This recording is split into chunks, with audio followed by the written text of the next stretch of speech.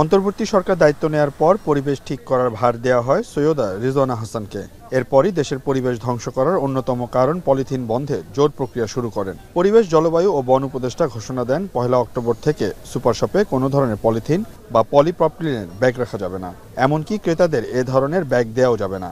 এছাড়া 1 নভেম্বর থেকে বিভিন্ন কাঁচা বাজারগুলোতেও পলিথিন ব্যাগ ব্যবহার বন্ধ করারও ঘোষণা দেয় তার মন্ত্রণালয়। এরই পরিপ্রেক্ষিতে সকালে রাজধানীর পরিবেশ অধিদপ্তরের নিষিদ্ধ পলিথিন শপিং ব্যাগের বিকল্প পণ্যের মেলা উদ্বোধন করেন পরিবেশ, বন ও জলবায়ু পরিবর্তন এবং পানি সম্পদ মন্ত্রণালয়ের উপদেষ্টা সৈয়দা রিজওয়ানা হাসান। এ সময় তিনি বিভিন্ন স্টল পরিদর্শন করেন। পরে নিষিদ্ধ পলিথিন শপিং ব্যাগের বিকল্প পণ্যের বিষয়ে জনসচেতনতা ও বিকল্প পণ্য সহজীকরণের লক্ষ্যে সরকারি বেসরকারি উদ্যোক্তাদের অংশগ্রহণে সেমিনারে অংশ নেন তিনি। আলোচনায় উঠে আসে পলিথিন ব্যাগের ভয়াবহতা। আমরা সাম্প্রতিক যে গবেষণাগুলো পাচ্ছি সেখানে বাতাসের মাধ্যমে আমরা মাইক্রোপ্লাস্টিক ইনটেক করছি এবং মাইক্রোপ্লাস্টিকের আরেকটা ক্ষুদ্র ভার্সন আছে যেটাকে আমরা বলছি ন্যানোপ্লাস্টিক। তো ন্যানোপ্লাস্টিকটাও আমার শরীরের মধ্যে ঢুকে যাচ্ছে। একটা জিনিস শুনে আমার খুবই খারাপ লাগলো যে জাস্ট 2 দিন আগে নাকি সুতার দাম মনে 400 টাকা বেড়েছে। কেন বাড়লো? এই যে বিকল্প মেলা হচ্ছে, খবর পেয়ে যাচ্ছেন ওনারা, দাম বাড়িয়ে দিয়েছেন। এই সুযোগ সন্ধানীদেরকে প্রতিরোধ করতে হবে। আমরা পর্যায়ক্রমে যাই, হঠাৎ করে সবাইকে মিলে সমস্ত প্লাস্টিক বন্ধ করে দিব এরকম একটা কথা বলতে গেলে অনেকে বলবেন ভাই এটার মধ্যে প্লাস্টিক আছে, ভাই এই বুমের মধ্যে প্লাস্টিক আছে, অমুক জায়গায়, এইগুলোর মধ্যে আমরা এখন যাই না, আমরা শুরুটা করি। প্রধান অতিথির বক্তব্যে পরিবেশ উপদেষ্টা বলেন, পর্যায়ক্রমে পলিথিন ব্যাগ কাঁচা বাজার থেকে তুলে নেওয়া হবে, জোর করে কারো উপর চাপিয়ে দেওয়া হবে না। এছাড়াও 1 ডিসেম্বর থেকে সচিবালয়ে একবার ব্যবহারযোগ্য প্লাস্টিক ব্যাগ বন্ধ করা হবে বলেও জানান তিনি। সিদ্ধান্তের বাস্তবায়ন পর্যায়ক্রমে।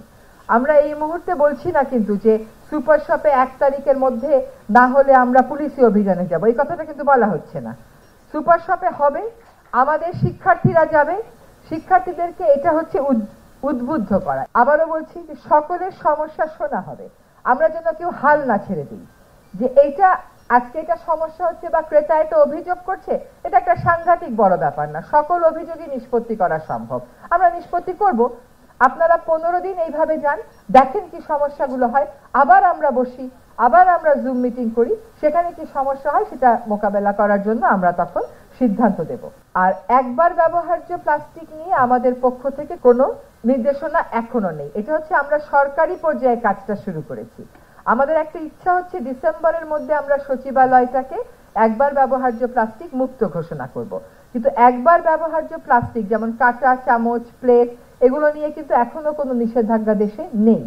এদিকে একটি পাটের ব্যাগ ক্রয় করতে ক্রেতাকে গুনতে হচ্ছে 15 থেকে 25 টাকা পর্যন্ত, যা ক্রেতাদের জন্য কষ্টসাধ্য। তবে মেলায় অংশ নেওয়া বিক্রেতারা বলছেন, সুতাসহ অন্যান্য কাঁচামালের দাম কমানো গেলে এবং চাহিদা বৃদ্ধি পেলে এই সকল ব্যাগের দাম কমে যাবে। অলরেডি আমাদের উদ্যোক্তাদের মধ্যে অনেকেই প্রোডাকশনে গেছে, চুলচেরা বিচার হচ্ছে এখানে, কারণ যেহেতু বাল্ক একটা অর্ডার, বাল্ক ডিমান্ড, তো সেই ক্ষেত্রে আমার ধারণা যে এটা মোটামুটি সবাই যেরকম ভাবে ভাবছে সেই রকম একটা রিজনেবল অবস্থায় চলে আসবে বলে মনে হচ্ছে। সবার আগে যেটা আমার মনে হয় যে জনসচেতনতা বাড়াতে হবে। আপনি যদি ব্যবহার করেন তাহলে আমি আপনার কাছে সেল করতে পারবো, আর আমি যখন সেল করতে পারবো তখন বেশি বেশি উৎপাদন হবে। আমাদের উৎপাদন খরচের চাইতে 5 থেকে 8 টাকা কমে তারা কিনতে চাচ্ছে। এখন এই জায়গাগুলোর জন্য আমাদের বিজনেস হচ্ছে না, কেউ অর্ডার করছে না। 1 নভেম্বর থেকে বিভিন্ন সুপার শপে পলিথিন বন্ধে সচেতনতা বৃদ্ধি করতে শিক্ষার্থীরা অংশ নেবেন। সিউল আহমেদ, এখন, ঢাকা। 250-টিরও বেশি ডিজাইন অপশন নিয়ে ওয়ালটন স্মার্ট ফ্রিজ, বোঝে আপনার প্রয়োজন।